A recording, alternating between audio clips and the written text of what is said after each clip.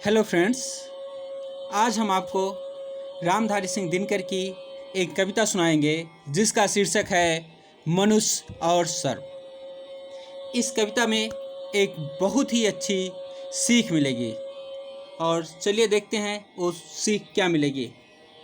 चलिए कविता को देखते हैं। चल रहा महाभारत का रण, जल रहा धरती का सुहाग। चल रहा महाभारत का रण, जल रहा धरती का सुहाग। फट कुरुक्षेत्र में खेल रही नर के भीतर की कुटिल आग। वाजियों गजों की लोथों में गिर रहे मनुष्य के छिन्न अंग। बह रहा चतुष्पद और द्विपद का रुधिर मिश्र हो एक संग। मीन्स चतुष्पद जिनके 4 पैर होते हैं, द्विपद जिनके 2 पैर, चतुष्पद जानवर हो गए, 2 पद मनुष्य। इतना ब्लड बह रहा था कि जानवर और मनुष्य का रक्त मिश्रित होकर बह रहा था। आगे देखते हैं। गत्वर गैर सुघर भूधर से लिए रक्त रंजित शरीर थे जूझ रहे कौनते कण, क्षण क्षण करते गर्जन गंभीर। कौनते कण, कौनते कुंती पुत्र अर्जुन और कर्ण के बीच में घमासान युद्ध चल रहा था और क्षण क्षण पे वो गंभीर गर्जना कर रहे थे। दोनों रण कुशल धनुर्धर नर, दोनों रण कुशल थे, रण में कुशल थे और दोनों ही धनुर्धर थे। दोनों संबल हैं, दोनों समर्थ हैं। दोनों पर दोनों की अमोघ थी विशिख वृष्टि हो रही व्यर्थ। भाई दोनों संबल हैं, दोनों समर्थ हैं, तो दोनों के वार दोनों पे जो हो रहे थे वो विफल जा रहे थे। इतने में सर के लिए कर्ण ने देखा जो अपना निसंग। तरकस से फुफकार उठा कोई प्रचंड विषधर भुजंग। तरकस से कोई एक प्रचंड विषधर भुजंग फुफकारता है।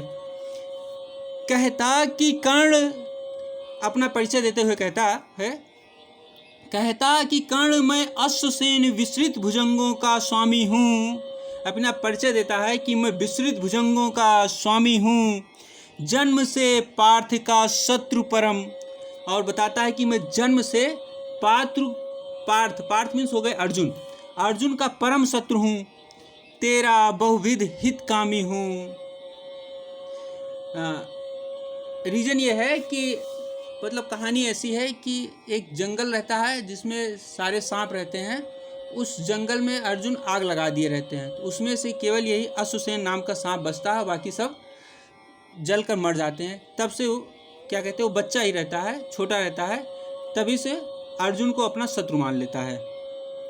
ठीक है, आगे देखते हैं। जन्म से पार्थ का शत्रु परम, तेरा बहुविध हितकामी हूँ।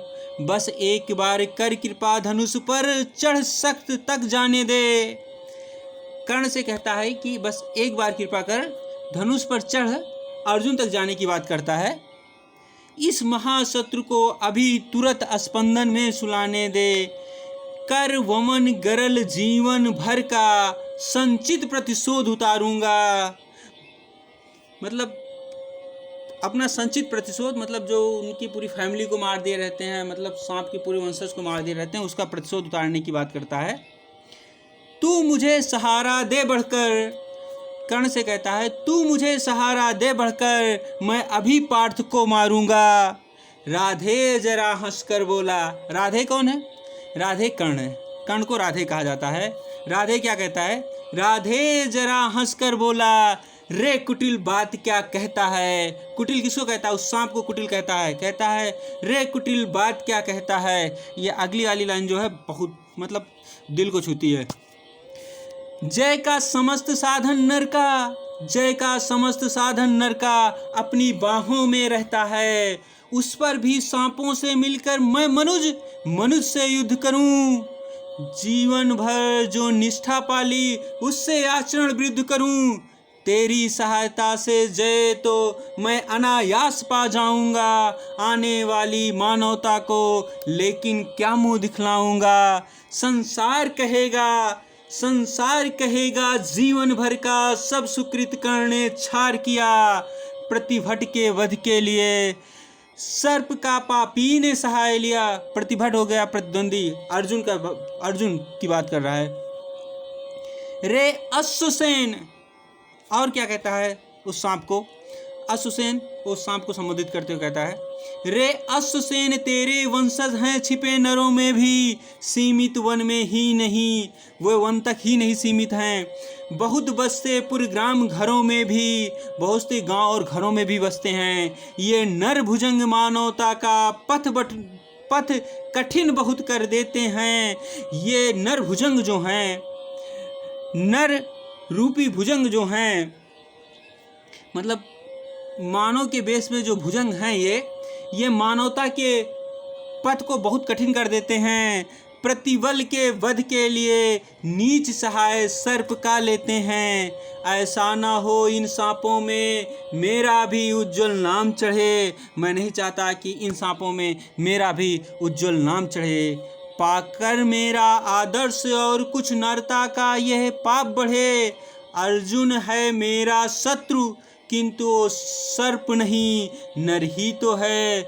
संघर्ष सनातन नहीं, शत्रुता इस जीवन भर ही तो है।